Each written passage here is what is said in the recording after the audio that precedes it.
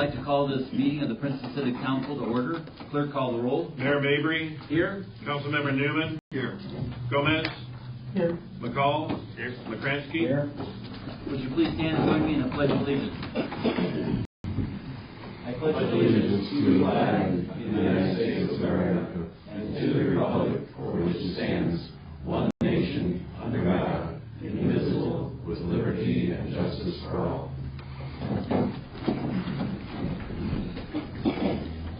Okay, we're going to go ahead and open up for public comment. Is there any public comment?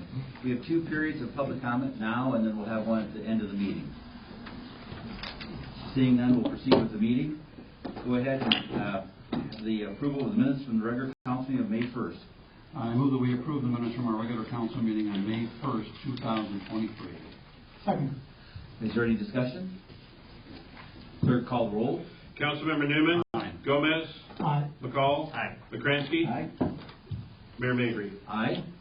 And now we'll go to the invoices, please. Okay, for this period in the Department of Accounts and Finances, we have invoices totaling $185,287.78.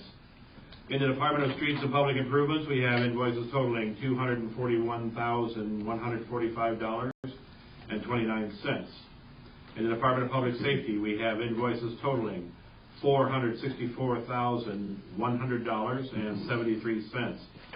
And in the Department of Public Property and Utilities, we have invoices totaling $878,752 even, for a grand total of $1,342,852.73. Mayor, all council members present have indicated their reviews of all invoices and now are submitted for disposition. I move that we approve the invoices as presented. Second. We have a motion and a second. Is there any comments? Any discussion? Seeing none, clerk, call the roll. Councilmember Newman. Aye. Gomez. Aye. McCall. Aye. McCransky. Aye. Mayor Mabry. Aye. Next on the agenda then is the second and final reading of Ordinance O-23-007. This is an ordinance adopting the revision of the city code book. Mayor, all council members have reviewed this ordinance and it is submitted for disposition. I move that we approve ordinance O-23-007. Second. I have a motion and a second. Is there any comments or discussion? Seeing none, clerk, call the roll. Councilmember Newman. Aye. Gomez. Aye. McCall. Aye. McCransky. Aye. Mayor Mabry. Aye.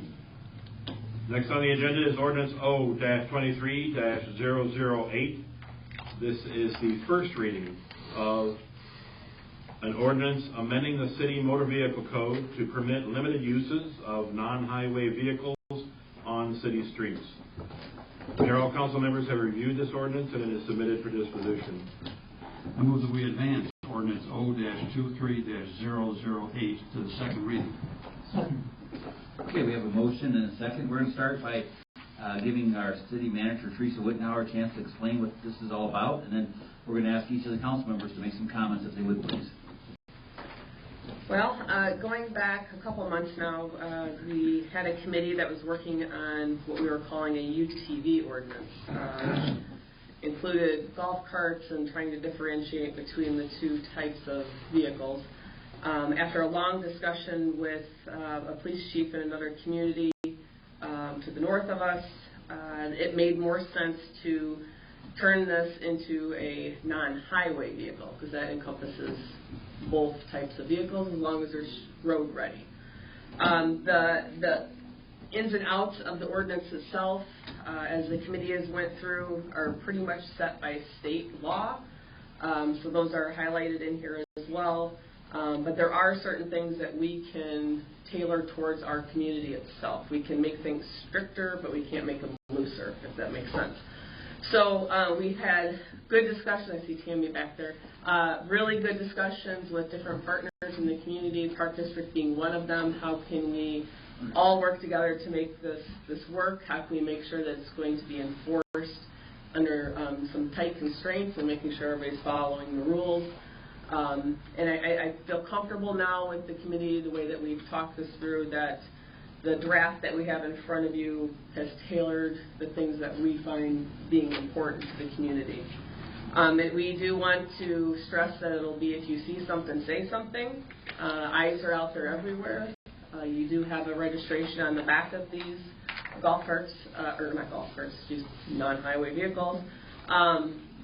So they can easily be reported. We've learned that the plates, registration plates on the back need to be large enough that they can be seen from a distance. The Park District has taken some extra steps on their property to make sure that it's understood where the vehicles can be parked or where they can't be driven. So with that being said, it does indicate within the ordinance itself where the restricted routes are. I've also given you each map that shows the restricted routes. And really what signifies whether it's a restricted route or not is if it's a speed limit over 35 and if it's a state route. State under the jurisdiction of IDOT is what the definition is. So if it's highlighted in red on your map in front of you, that's a restricted route. Now you can make it tighter on the restrictions if it's a route that we deem dangerous, truck routes, curves, anything like that, a lot of entrances and exits for trucks, we can make those restricted as well. So, but the one you see in front of you is primarily routes that by state statute are not allowed. And the importance to that is if we were to allow them on those routes and something happened, we are now liable. So we just need to be very careful with that. Teresa, this map will be available to all the people that get a... Good point. What will happen is when it comes time for this to roll out, if it does pass, there is a pretty strict inspection sheet that's already been put together that indicates exactly by statute what has to be on these vehicles. You'll have a registration sheet and you're going to sign off that you have the ordinance in your hand, you understand which routes are restricted and which ones aren't, so you can't say, well, I didn't know. You have to understand where you can and cannot go. Well, we could possibly put this map on the city website with Yep. the ordinance too. Yep. Once that's posted, would be a good spot so everybody can look it up too. Yes. Do we have any idea how many people might be coming forward looking for permits? Any idea at all? The only one I can give you an example of, I spoke with the police chief in Rock Falls because I thought, well, you know what, that's comparable with the state routes that they have. They just rolled theirs out in October. They have about 45 registered. Half of those are non-residents. Non-residents. Yeah. So that's where it'll be interesting. How do they get here? They need a state road. They trailer them in. You know, you can't, like the chief said they're worried about their roads, so, and their streets in town, so, but, yeah, half of them are out of town. Huh. Wow. I'd certainly like to hear from each council member, and also, Teresa, if you could you recognize that when, and I appreciate Mayor Querum kind of got this started too on his brain, so to speak, as far as this process of you started looking at the UTVs or the off-road a couple of months ago. You've been working on this. Oh, I think it was brought up originally 5-6 months ago. Okay.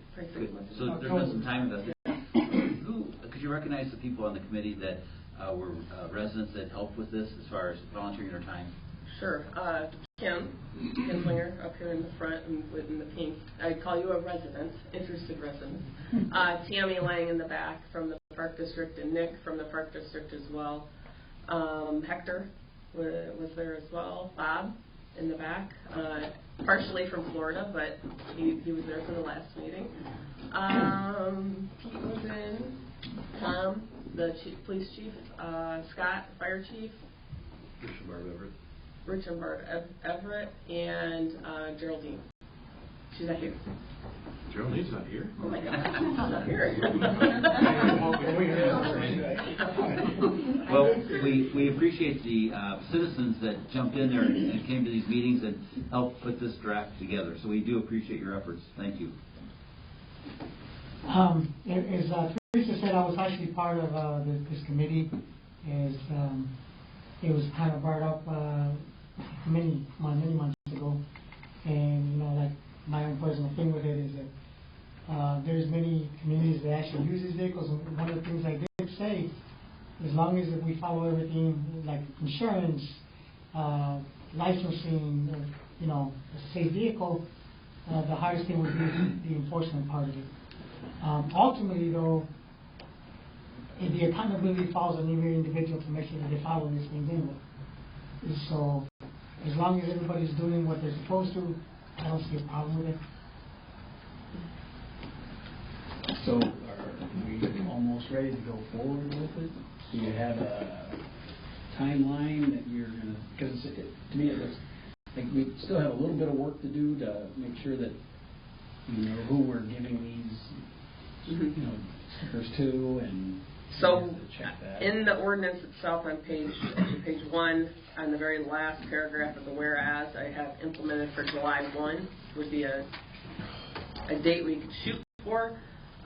There is going to be a little bit of a lag there because I need to order the plates, and I now have a location that can make the plates, actually fairly local up in Rock Falls, and in order to get those will have to be ordered. I'm not going to order plates until we know this is going through, so Sure. that would be an expense on us to incur. So it'd be plates as well as stickers, and then going through the inspection process as well, and trying to coordinate all of that. So then all the infractions, if there are any, would be maybe if they went over the speed limit with a vehicle that could go faster than what's posted,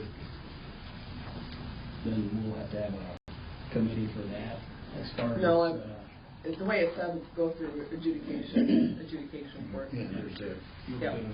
Yeah, under the very last section, violation, section K, that will talk about that, and the fines and everything.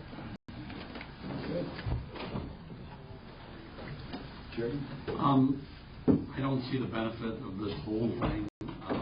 I know we have plenty of opportunity for people to get from point A to point B, and I don't see a off-highway vehicle as being anything but unnecessary. So I'm not in favor of it. I look at this map, and if I was an owner of one of these vehicles, I couldn't use any of the main streets, I couldn't get to any of the retail shopping, I couldn't get to Sullivan's or Walmart or Beck's or anything else because I'd be restricted from it. So I don't think it's necessary. And then the fact that you said that half of the licensed people up in Rock Falls are out-of-towners, I mean, that makes even less sense to me, having out-of-towners scooting around Princeton.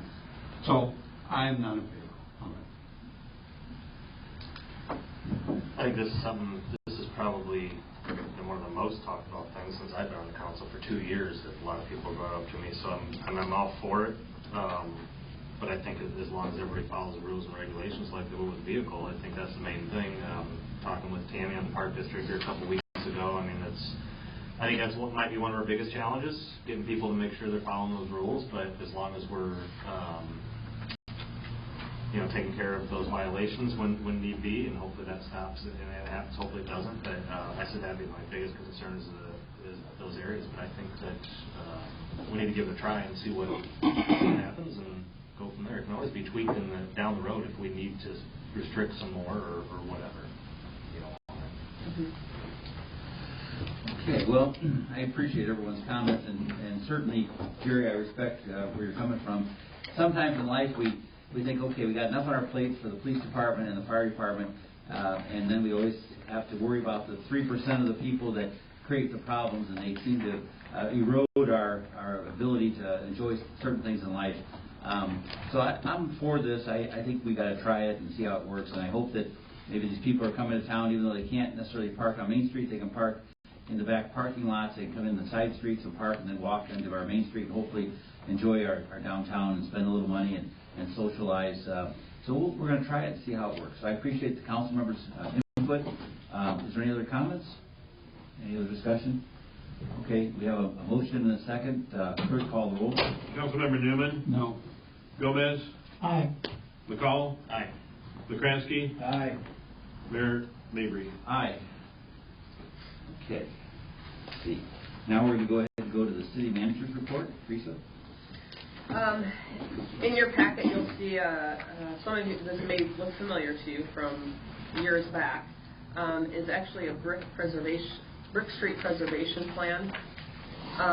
This was drafted, I think, in 2018, 2019 as a requirement for after Euclid Street was redone and the bricks were removed. Everybody remembers we have all the bricks from Euclid that must be preserved or reused in some fashion.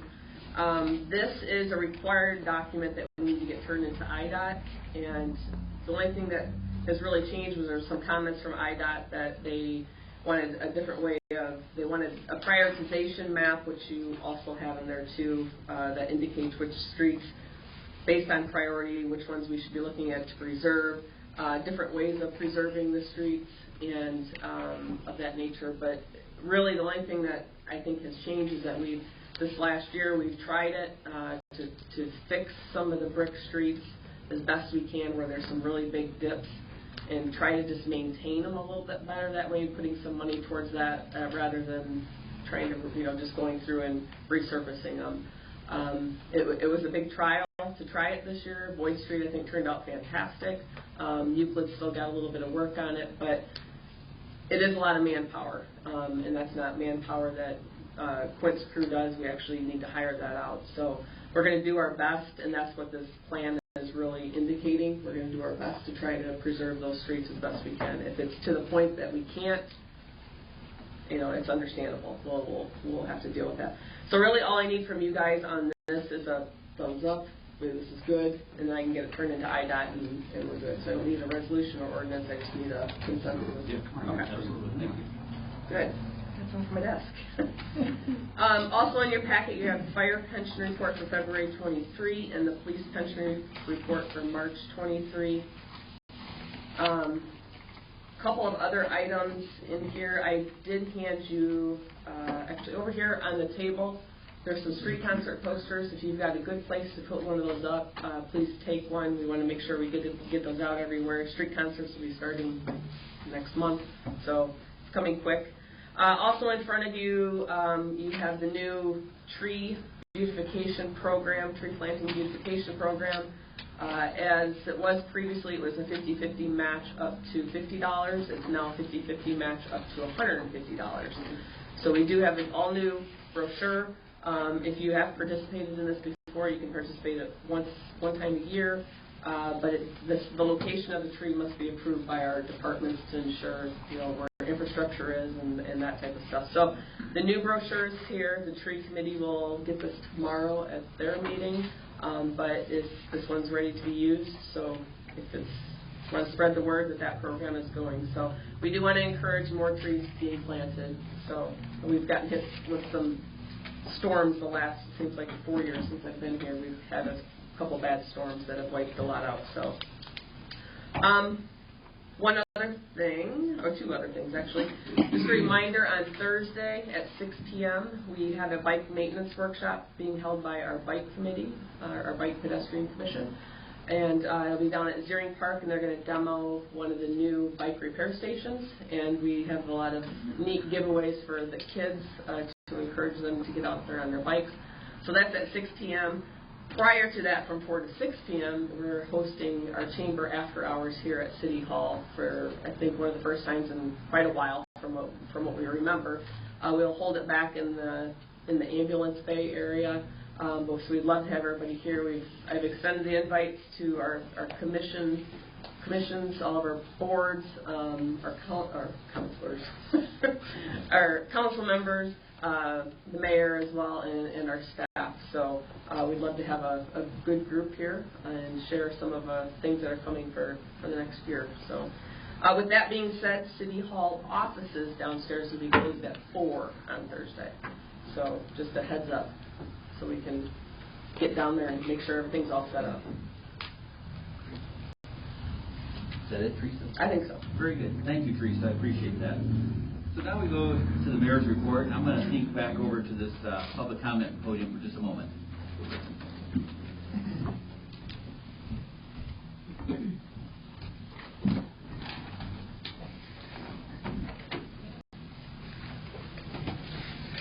So what we did was we changed up a little bit the furniture in here to reflect maybe just a little bit different perspective. So when people come up to speak now at the public comment podium, they've got an opportunity to speak to the council, but they won't have their back necessarily turned to the audience.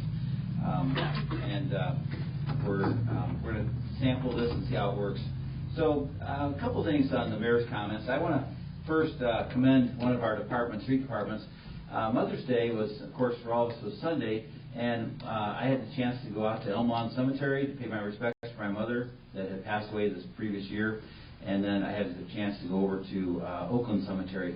And I just want to commend the gentleman that's in charge of the cemetery. It's under the direction of Quid Querim, our street superintendent, but our sexton is kind of an old-fashioned name to call the person in charge of the cemetery, but that's Eric Elberg.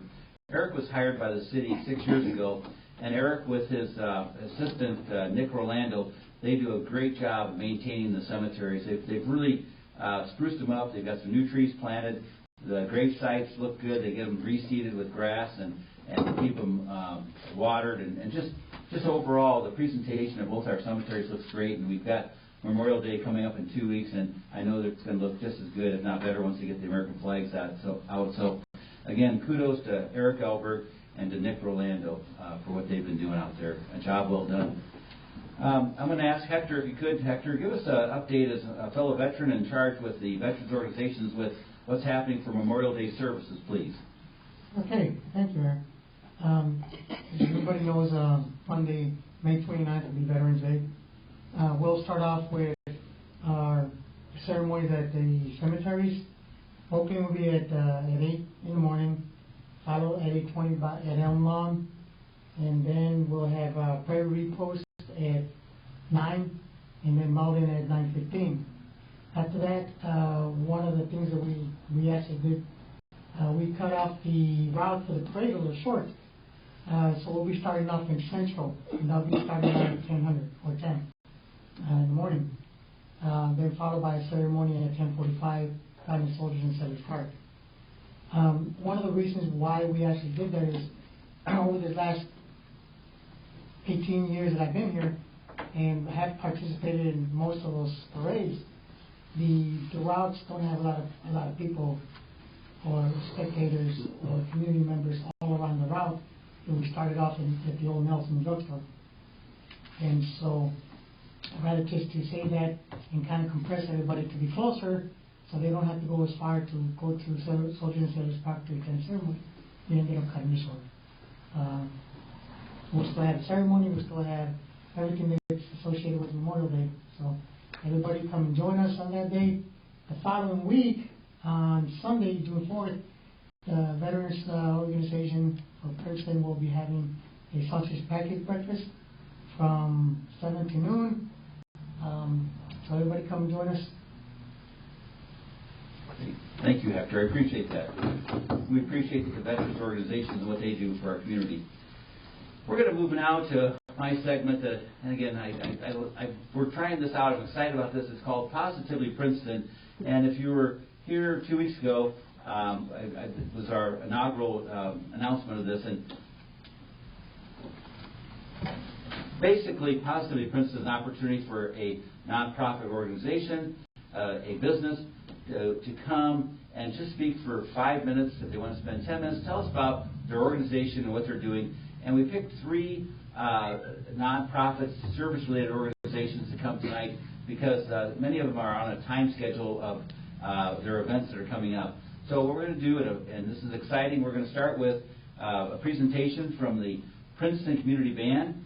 Ann Lusher is going to speak. She's our director, and Tim Harris is the president.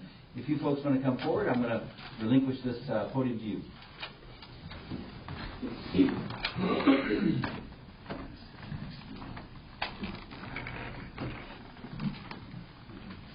Thank you. Obviously, that's Tim, and I'm I direct the community band, and this will be my 7th year of doing so. The band has been in existence, at least this reincarnation of the band has been in existence for 18 seasons now. And we started rehearsals last Thursday night at Princeton High School. We had an excellent turnout. We had over 40 members for our first rehearsal, which is very encouraging for me because some years it's like 20 people. And 40, and when we get all together, we probably will have over 60 members this year, so that's excellent as far as I'm concerned. Our first concert is Sunday, June 4th at Soldiers and Sailors Park at 6 o'clock. We have 2 concerts in June and 4 concerts in July. We skip the middle Sunday there. But we hope to get everybody, as many people as we can out there. I know I had 2 people already say they've got our dates on their calendars already. Tim has some concert schedules that he'll hand out if anybody wants one. Other than just that's our schedule, what can I tell you? We have students, the core of our group is made up of students from Princeton High School. Anybody going into high school this coming year is eligible, so we'll have some 8th graders. And then anybody out of high school, we have some members in their 80s, or we have had in their 80s, not Tim. No. I didn't look at you for that reason, I'm sorry. So anybody who wants to continue playing, if anybody out in the audience still plays or has an instrument and wants to get back at it, you're welcome to join us. We also have expanded our area. I go talk to students over at Bureau Valley, not just because I used to teach there, but because they're in our county.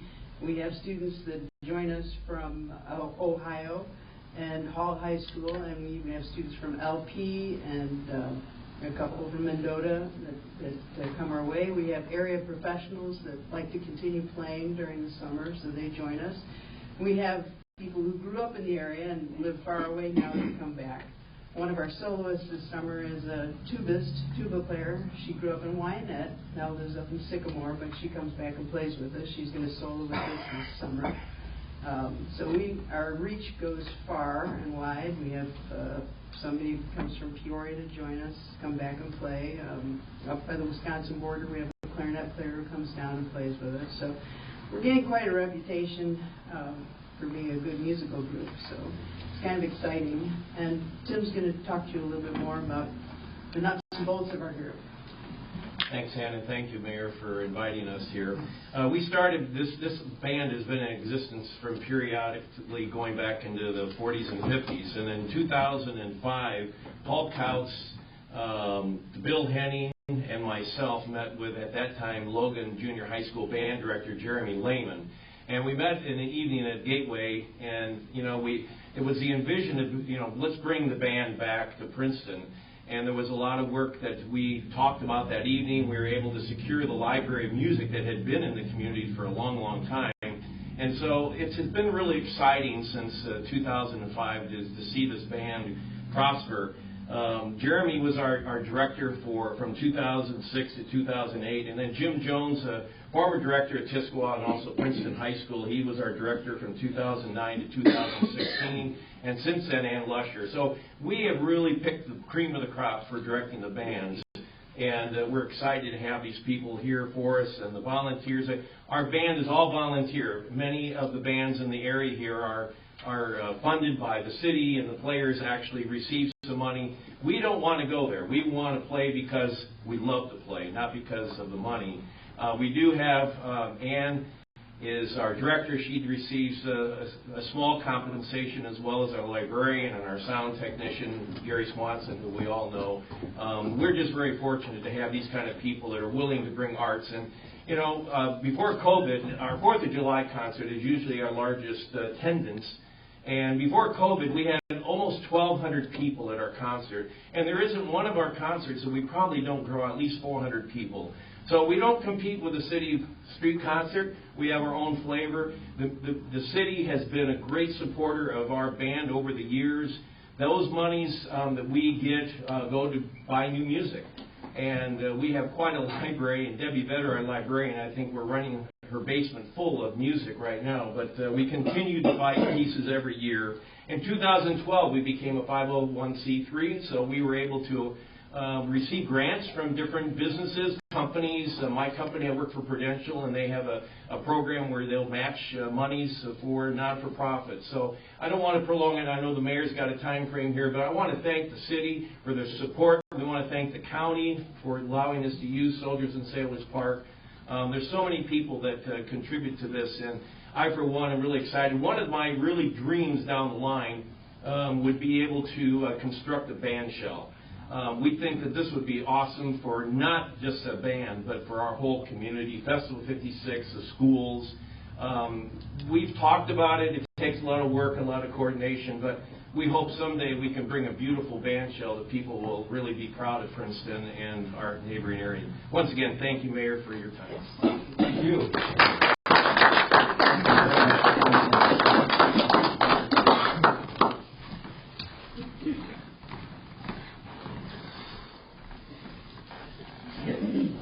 All right, thank you very much. We all learned a little bit more, and I'm excited about these concerts. The Lions Club is there. They serve refreshments at I call halftime, and they do a nice job, so we appreciate the Lions Club being involved with that as well. Now we're going to move on to an organization that's been in the community for 20 years. And Terry Zuring tells the story that when they first started the idea of bringing Festival 56 into fruition into Princeton, they sat down with the mayor of Princeton at the time, which was Keith Kane, and they gave their little sales pitch about what they were trying to do and how great it was going to be for the community. And now the story goes that Keith, in his own great way, said, "Okay, I'm excited." He said, "What's this going to cost us?" And so we appreciate the investment the city made 20 years ago to help out with Festival 56. And we just want to now tonight extend an invitation to Maureen Dressler, who's the executive director. She's going to speak about Festival 56.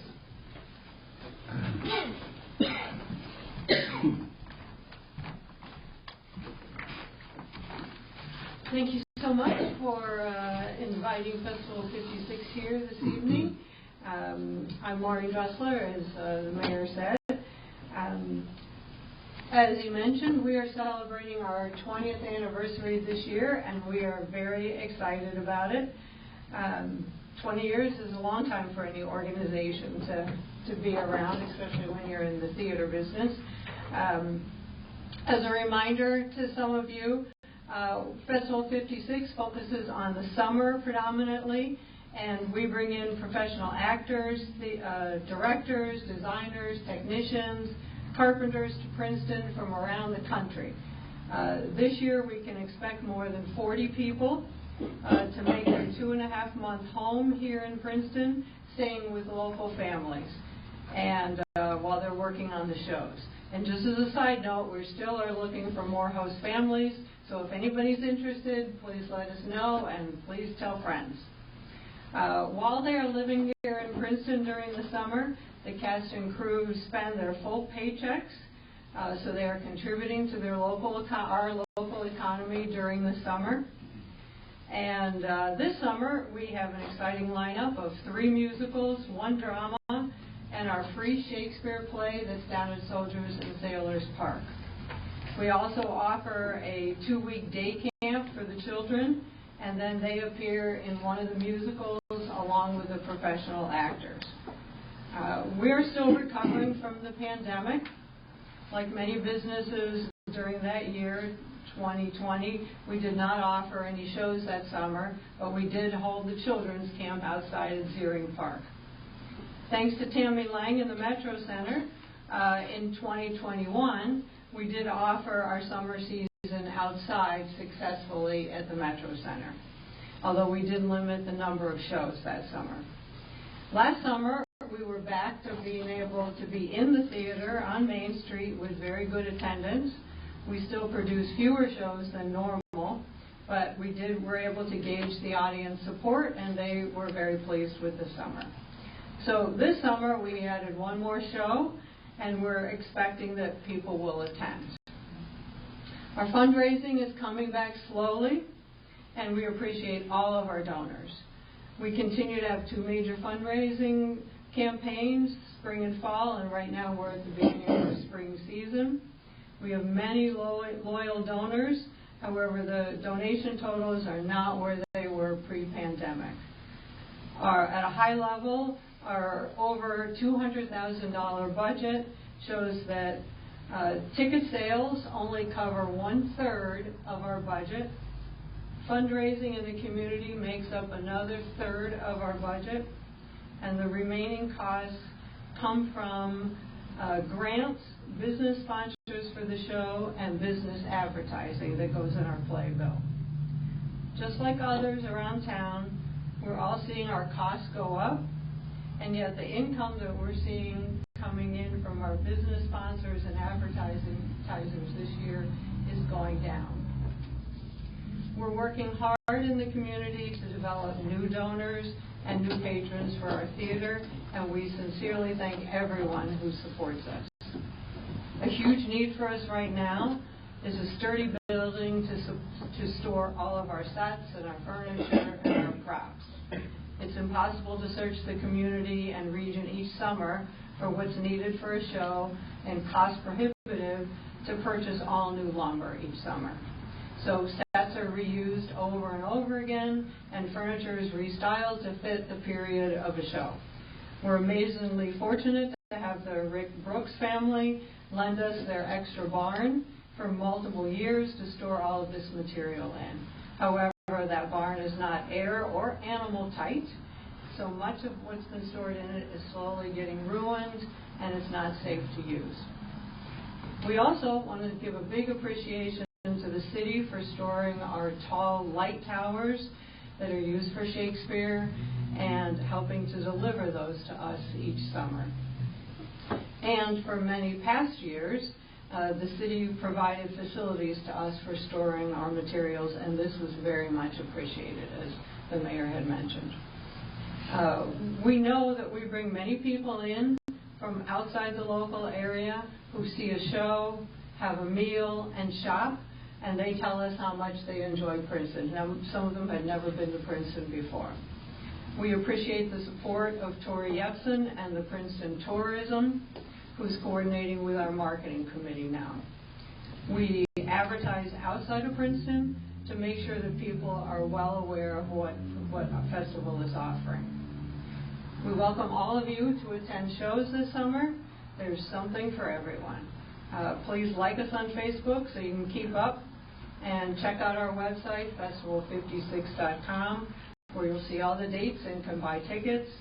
Our box office is now opening starting tomorrow. We'll be open every afternoon.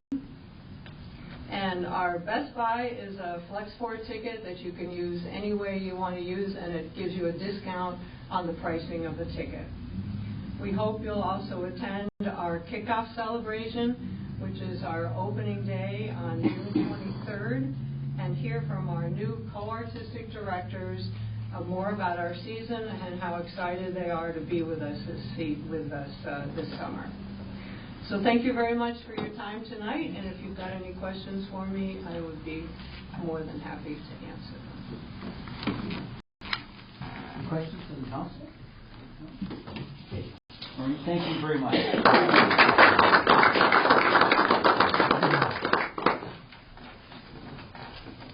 Okay, and our third and final this evening, and under Positively Princeton, is the Princeton Rotary Club. They are in their second year of having their Shrimp Fest, and to come up tonight to speak on behalf of the Rotary Club and specifically Shrimp Fest is Michael Stutsky. Michael, please. Thanks for being here, Michael. Thank you, Mayor Mabry, Councilman. It is a pleasure to be here this evening and talk a little bit about the second annual Princeton Rotary Club Shrimp and Brew Hullabaloo, the quick term Shrimp Fest. For those that may have attended last year, we found that the event was quite successful, and the club decided to make it an annual event, so hence the second annual. It's a fundraiser, and I think it's important to start with that this evening because the club is passionate about scholarships for our young people that graduate from Princeton High School. And to give you an idea, this year there will be 5 scholarships presented at $2,500 each, and 2 scholarships in the vocational area at $1,000 each. And our hope, of course, is that we'll be able to double that for the next year, and we'll do it through Shrimp Fest. Last year, our attendance was we figured right at around 1,750 people. Chief Kemmerer shared with our committee the other night that he fully expects that we should draw with Mother Nature participating weather-wise over 2,000. So we're very much excited about it. This year's Shrimp Fest will be Saturday, June the 3rd. If you saw the very nice billboard that we got creative with and put up on both sides next to scooters, that's letting a lot of people that visit our community know about this event. If there's any one thing that we learned last year, it was that you crawl before you walk before you run. I'd like to say that we're walking now. We're branding this event because the idea is that we wanted to create an event that was a destination event for our community. And we feel that Shrimp Fest is that event that kicks off the summer activities here in our community. Shrimp Fest will run from 11 a.m. until 9 p.m. There's a children's section, which we feel is important. We want this to be a family-oriented event. So in the morning time from 11 until 3, face painting, there's a small train that will run. There will be storytelling. There will be things for families to bring kids and enjoy in Rotary Park. And then, of course, it is Shrimp Fest. And speaking as someone who breaded 750 pounds of shrimp last year, and looking forward to doing the same this year, we'll be serving shrimp both fried and grilled throughout the day until 9 p.m. at night. And you can't have an event like this unless you've got some great entertainment. And so our bands are out of Chicago. Brass from the Past, which was very successful in their presentation last year, will be back. And another group called Blackberry Jam. So live music until 9 o'clock at night. Food. A lot of people love shrimp, but there are those that don't. So we do have food trucks. And we have across the board, there's something there for anybody that comes to Shrimp Fest. So if you don't like fried or grilled shrimp with hush puppies and coleslaw, you can enjoy tacos, you can enjoy barbecue, you can enjoy everything from funnel cakes. So we've got you covered as far as food is concerned. An event like this can't take place unless you have the involvement, participation, and cooperation of City Hall. And we enjoyed that last year. We look forward to it this year. Frankly, we could not put it on without the department heads, the individuals that we interact with here at City Hall, because it's a major undertaking. And if you weren't there last year and you come this year, you'll see that Rotary Park fills up pretty quick. And to maintain a venue that is safe, that is clean, that is enjoyable, it really does take all of the people out of this building to make it happen. And with that, a very loyal cadre of Rotarians that have been working this past year once a month, and the membership that will be working throughout the day. So on behalf of the Princeton Rotary Club, we thank the city of Princeton for its support last year when we started this. We hope that it will always be an event that is welcomed the first Saturday of June each year. And just as a small just appreciation, Mr. Mayor, we'd like to leave a VIP ticket for each one of our council members and department heads to come out. And if they don't like shrimp, there's plenty of others to enjoy, other food to enjoy. But again, thank you very much for all the help we received. Thank you very much, Michael. I'll tell you, when we look at service organizations, and we unfortunately, because of things that happened, we've lost a few over the past couple of years in Princeton. The Rotary Club really has stepped up, and I am not a Rotary member. I was a washout. I was a member at one time, and then I didn't attend all the times I should have, and so that's unfortunate. But if there's any council member that'd like to be a Rotary member, I'm sure we could talk to Michael about that and become a member. So we thank you very much, Michael. Great, it's exciting. Shrimp Fest, as I call it, I'm looking forward to that. Last year I went and I started out with the broiled shrimp, and then I came back and got the fried, and so I had a couple helpings during the course of the day. We're going to wrap up the part of Possibly Princeton with this, just so you get a sense.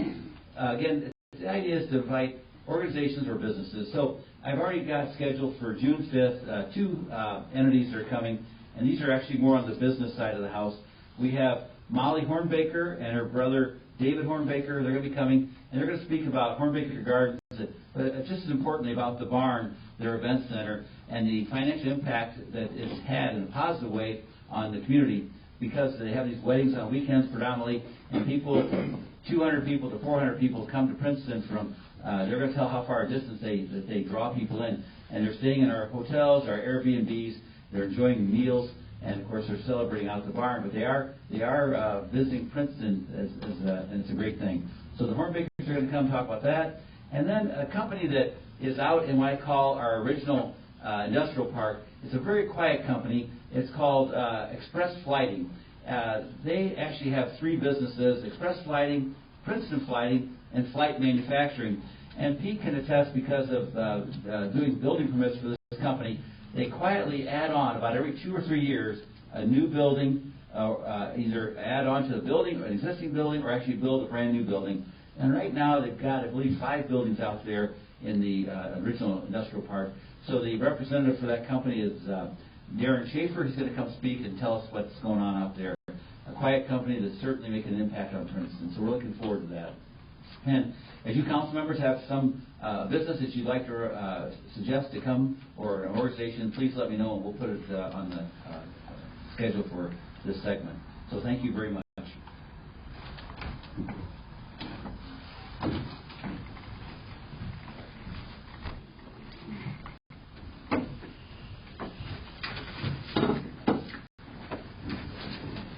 Okay, now we're going to go ahead and go to old business. Is there any old business tonight to bring before the council? Okay, seeing none, we're going to go to new business, and I've got one thing I'm going to discuss, and just as to bring this out as an idea. In the process of me actually being sworn in as mayor, I went to visit other communities, and I went to Geneseo and saw how their council meeting ran. I went to LaSalle, I went to Peru, and I had a chance to go to Spring Valley.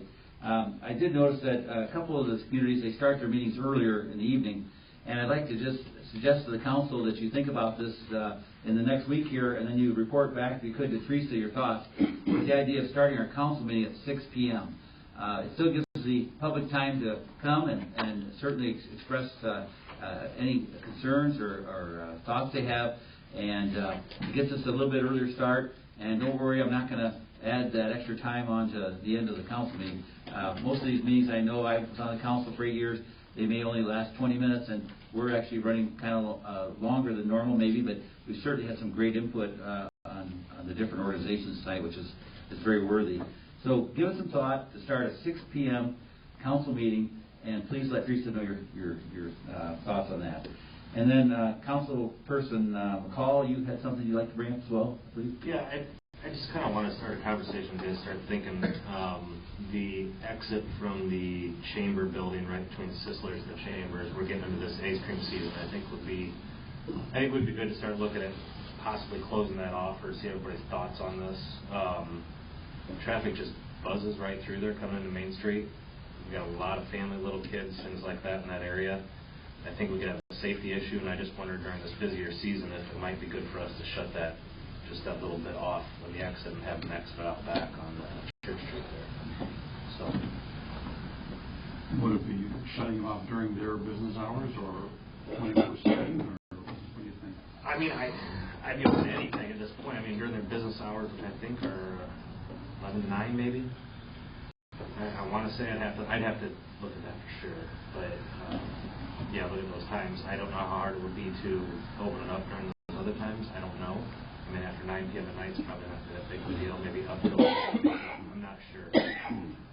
What about the crowd control barriers that we see when there's parades in some of the larger cities and all that?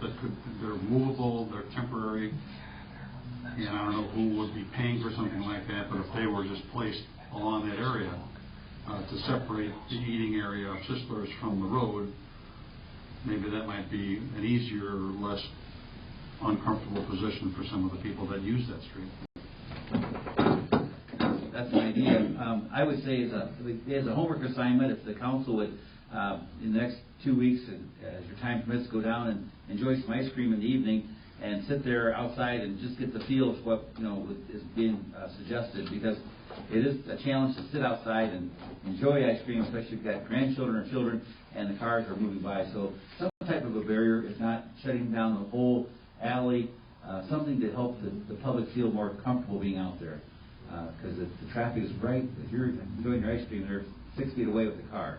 Do you have thoughts on it, Ray? I mean, Well, a couple of years ago, I talked with the sisters when they first opened, and at the time, I think we had a focus on working on another street to close off, and I think that was a positive program. I personally think that we could try closing off that little alley for, say, 4 weeks, 6 weeks, 8 weeks, just to see how it affects the traffic flow with maybe more of a barricade that would be could be taken up and down easily, but just try it in a situation for 24 hours a day to close that off to see if we could live with the traffic exiting out onto Church Street.